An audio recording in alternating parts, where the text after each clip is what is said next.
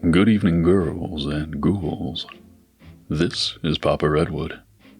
Thank you all for tuning in tonight, but I'm afraid this is going to have to be a very quick one compared to some of our last ones. See, it's starting to get dark out here, and I gotta hurry up a few things.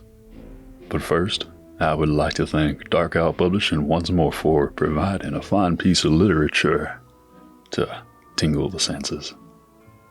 And thank you to Laura J. Campbell, the author of tonight's story.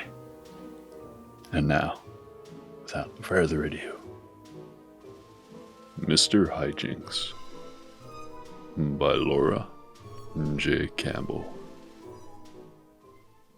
Sometimes the rules really shouldn't be broken. Roger Rincott finally had a house.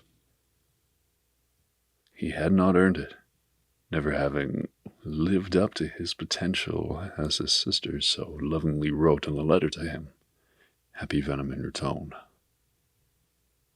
He had not even had to risk $1 on the lottery, a vice he considered himself too intelligent for. He had come by his new abode in the most blessed of circumstances. His aunt had bequeathed it to him. The house came paid for, with a deed already made out in his name, and specific instructions that, by accepting the property, he was consenting to the terms of the Homeowners Association deed restrictions, and would abide by all association rules, no matter how odd the request may appear to be, his aunt had stressed in her last will and testament. Tired of living in a crumbling apartment building, fighting cockroaches, and smelling the foreign cooking spices of his neighbors, Roger did not care what requirements accompanied the house. It was a house. He inspected his new home on a delightful Houston day, December 28th, 74 degrees Fahrenheit outside, with the faintest touch of a cool breeze. The colorful leaves tumbled off the tree branches, carpeting the ground in pretty yellows, robust oranges, and shameless reds. Tomorrow, the Mexican gardeners would come by with their truck full of yard-keeping equipment. Using loud leaf blowers, they would move the matted cacophony of color off Roger's new lawn and into the street, where it would become someone else's problem. He had to keep the yard maintained. It was in the homeowner's agreement, a covenant with his new neighbors. Roger had never had the occasion to covenant anything before, just covet, and he was happy to have finally crossed that boundary. He drove his car down the street, pulling into the driveway. Little pebbles, his little pebbles, crackled beneath the weight of the car. He owned a house now, and the first few inches of soil it sat on. The mineral rights belonged to a large oil company by some operation of law Roger did not fully appreciate. As he walked to his house, key proudly in hand, he could see the neighbors regarding him with curiosity. A woman with a sour face peered out from behind net curtains. Children paused from riding their bicycles to consider him with concerned expressions. A man down the street peeped up from pulling weeds to examine Roger. "You the new owner?" A voice asked, deep and dusty, like his throat was a mineshaft that gave up sound instead of gemstones. Roger turned around to see an old man. He had an authoritative posture. "Yes," Roger said. "My Aunt Violet left me the house." "Sorry about her passing," the man said. "She was a good woman." He was old, perhaps about 70, with the leathery skin that Roger always associated with people who had spent too much time outdoors. "She knew the rules." "I have a copy of the homeowner's agreement," Roger beamed. "I haven't read it yet." "Then hop to it," the man said. "We give newcomers 30 days. Then we have to expect them to pull their weight. You don't pull your weight, you don't belong here. Oh, and welcome to Sweet Plum Street." He had no humor in his voice, and he left quickly, tightening his jacket against a wind Roger did not feel. Roger moved his possessions into the house the following Sunday. It was only in the new year, and the champagne headache from New Year's Eve still lingered. At 83 degrees, it hardly seemed like winter, but that was Houston. Roger had moved into the Bayou City a few years prior, enticed by a job that lasted just long enough for him to decide that his boss, like every employee before him, was an idiot. "You work, they make the bigger paycheck," he complained. Roger knew he could do better on his own, so he quit. Aunt Violet had supported him, much to the dismay of his siblings. They had a dim view of him spending money they felt would be better left to her estate for equal distribution amongst them all. When she died, it was even more obvious he was, for no reason, her favorite. It was surmised he resembled an old boyfriend who had fallen to German machine gun fire in World War II, going over a trench wall in France. She had occasionally called Roger Elliot, which added to the family mythology. Roger did not have a lot to move in. The contents of a 600-square-foot apartment easily disappeared into a 1,800-square-foot house. Even his car was hidden in the little detached garage after years of braving the outside elements parked on the street. The house was normal in its design, except for one odd aspect that it shared with every other house on a street. A small room was attached to the back of the house, distinct from the main body of the house. A small door was on the outside, with a window in it, with no lock, as if it were an attached, upgraded shed. It was like a mudroom that lacked an entrance to the abode itself. Aunt Violet's will had been very particular on the little room. "Do not decorate the small room at the back. The neighbors will show you what it is for." Roger didn't have anything to put back there anyway. By mid-morning, he noted a small crowd of people heading his way. They moved silently down the street, somber and serious. The old man carried a lamp. The sour-faced woman from across the street bore a small table. Others carried chairs, crystal bowls, books, or small rugs. The odd parade made its way toward him, silent and steady. The old, tired faces looked worried. The old man knocked at the door. "Howdy," he said as Roger opened the door. "Hi," Roger replied. He had tried not to pick up the Texan speech, nevertheless catching himself saying things like "fixin' to," even when he worked very hard against it. "We're here for the back room," the old man said. "Come on in," Roger said. "Not in," the old man replied. "Round back. You haven't added a door into the house, have you?" Worry laced his query. Roger shook his head. The small, silent mob moved around back, shuffling with their cargo. A woman remained out front, thin and graying at the temples. She opened a small glass chamber at the top of a post at the front of the house and placed a candle inside. She looked mournfully at Roger. He glanced down the street. He had not noticed it before, but every house had a similar post, each equipped with a candle. The deed restrictions, he had noted, very specifically forbade gas lights. She joined the others around back. Roger walked around to see what they were doing. The small crowd had fitted out the back room quite nicely. An armchair sat next to a table, over a woven wool rug. A lamp sat on the table next to a silver serving platter and a crystal bowl.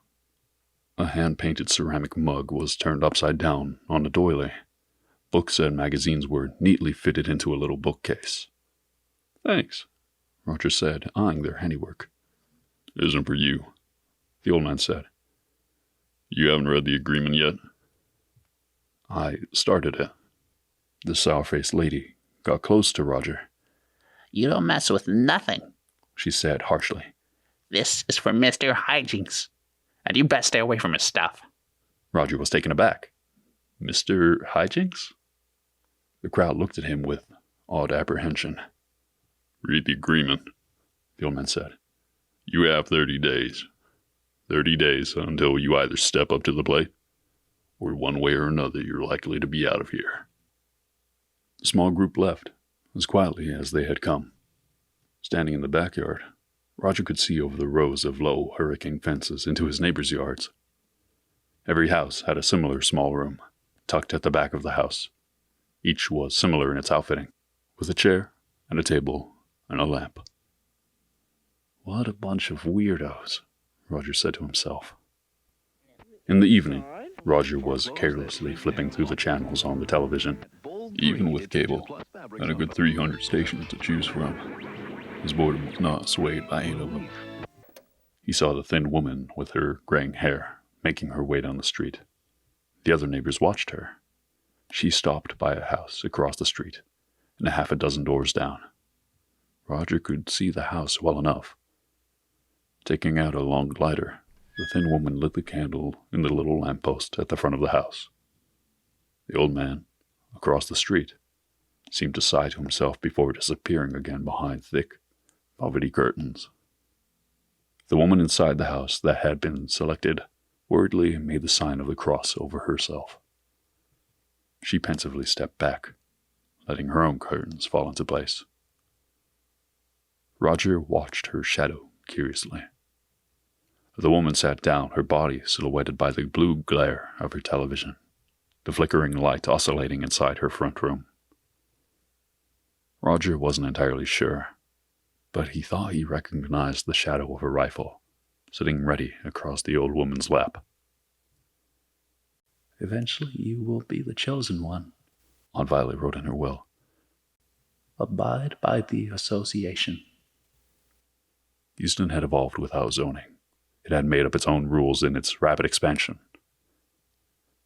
The homeowners' associations made up the covenants of the neighborhoods and subdivisions.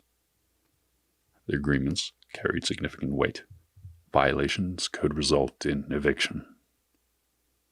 In one neighborhood, Roger had heard you could not even trim your own trees without first obtaining the permission of the association and the assent of your neighbors. It was a power of necessity. Without zoning, industrial business and home sites were not delegated to defined areas. A concrete factory, a small grocery, or even a family dwelling could theoretically be built upon any ground. In some areas, the results were quaint and convenient, such as a small hairdresser's salon nestled amid homes, providing a local business that did not interfere with the morals of the community. In other examples, the results were less attractive. A rowdy ice house could be located next door to a small apartment complex, where drunken patrons urinating against a residential wall was not so endearing to the parents of small children who played in the same courtyard by day. Still, the odd conformity of Sweet Plum Street seemed disturbing to Roger. The lampposts, the little rooms, the lady who carried the ceremonial flame to different homes each night. The association's agreement provided a lot of thou shalts in regard to those items. The provisions spelled out the requirements for each room, for the furnishing, for the lamppost, and the acquiescence to having the candle lit in one's own yard once a month. And the agreement forbade going into the backyard when the light was lit in front of your own house or any house you could see into the backyard of, for any reason. Roger sniffed. The little Gestapo of neighbors seemed to be flexing too much muscle for his liking. The didactic tone of the agreement seemed overblown and arbitrary. He was amazed that no lawyer had challenged the terms. It may seem unreasonable, Aunt Violet had written in the margins, but follow the rules faithfully, as if your life depends upon it. Two teenagers were talking outside, skateboards tucked under their arms. They looked appropriately sloppy, with plaid flannel shirts over baggy cut-off shorts. Roger went outside under the guise of checking his curbside mailbox. The boys eyed him from across the street, one more accusingly than the other. They turned away, but Roger could still hear them. New guy really messed up your family this month, one said. Roger could just hear the words. Yeah, the other replied. Thanks to him, we had to host Mr. Hijinks twice this month. Gives me the creeps every time.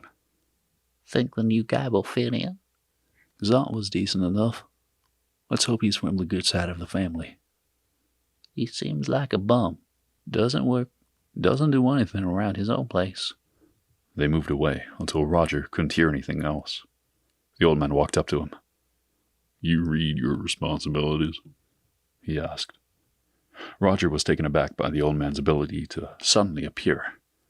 I did. Seems weird. Strange no one's challenged the agreement in court. "Like a lawyer?"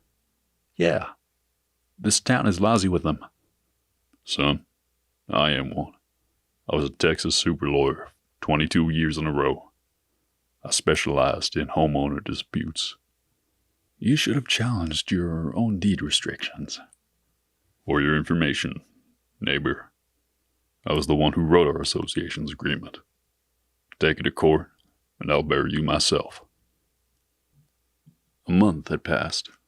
The thin woman came down the street, wielding her lighter.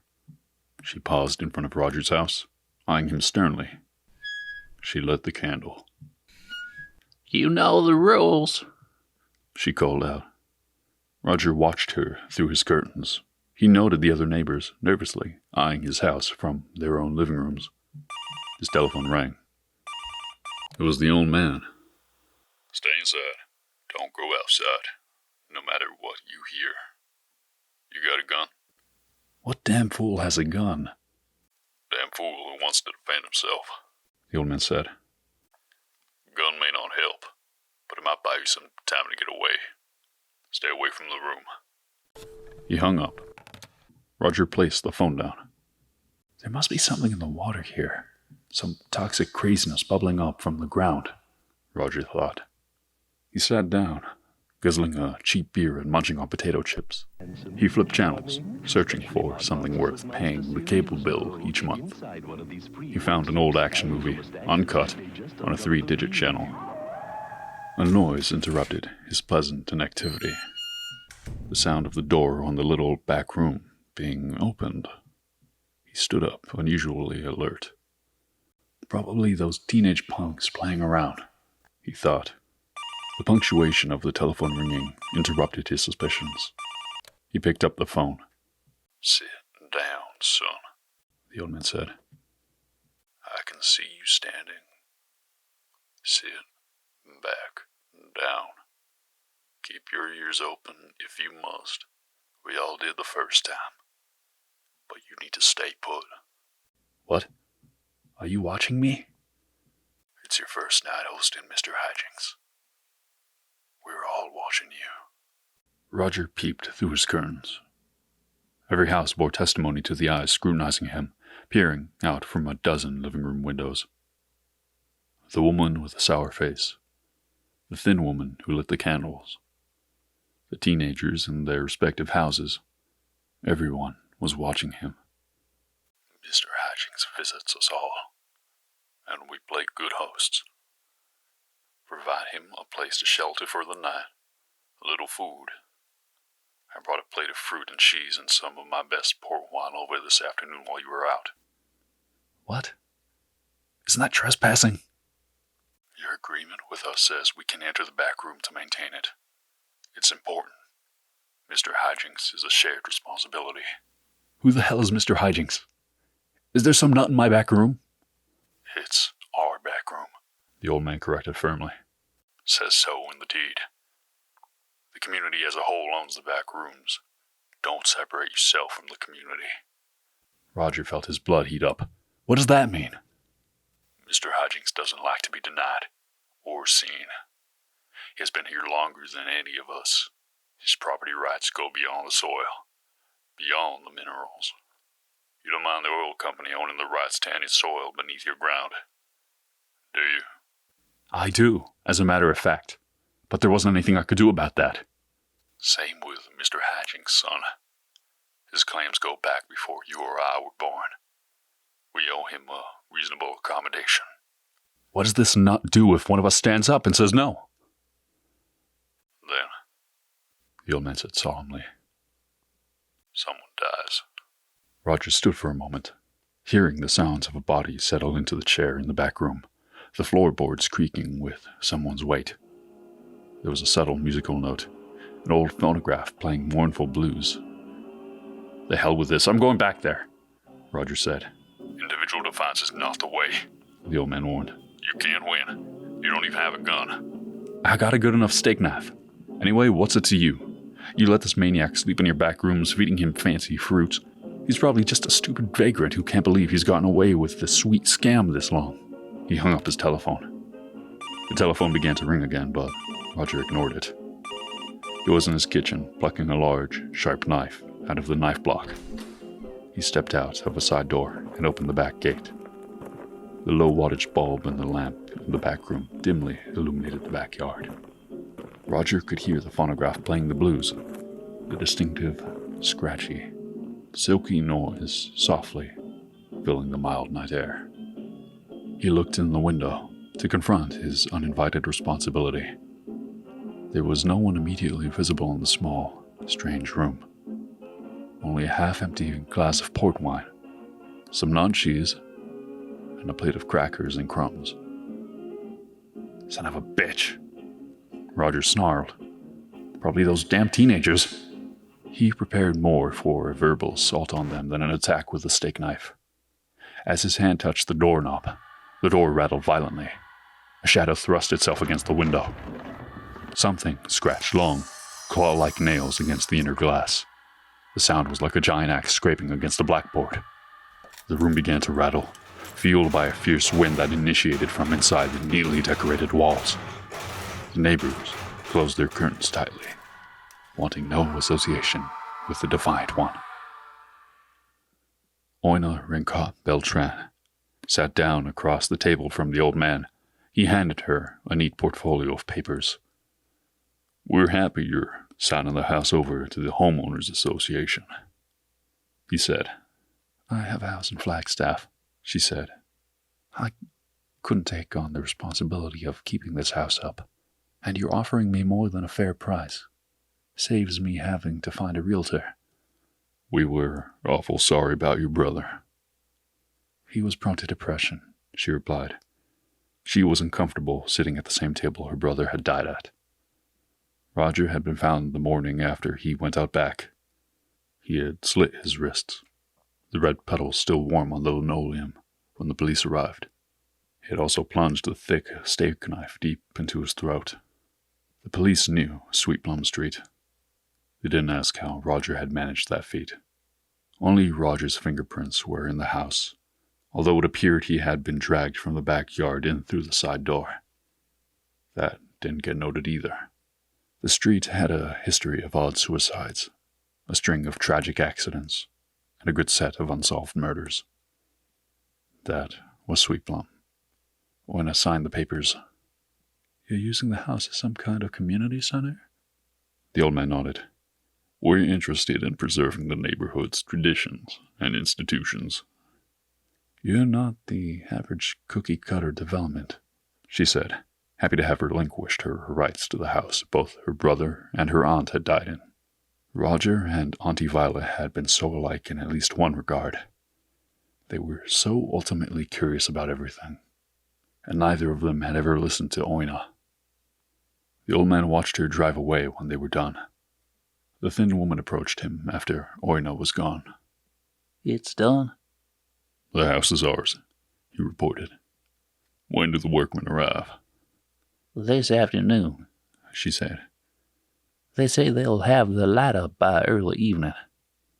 The association had met, deciding to buy the house rather than risk another uninitiated homeowner, and they had passed a resolution to allow the one and only gaslight on Sweet Plum Street, right outside Roger Rincott's old house.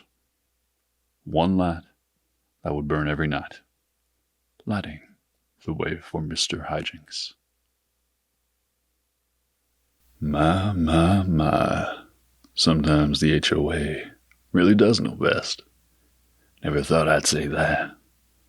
Once again, thank you to Dark Owl Publishing and Laura J. Campbell.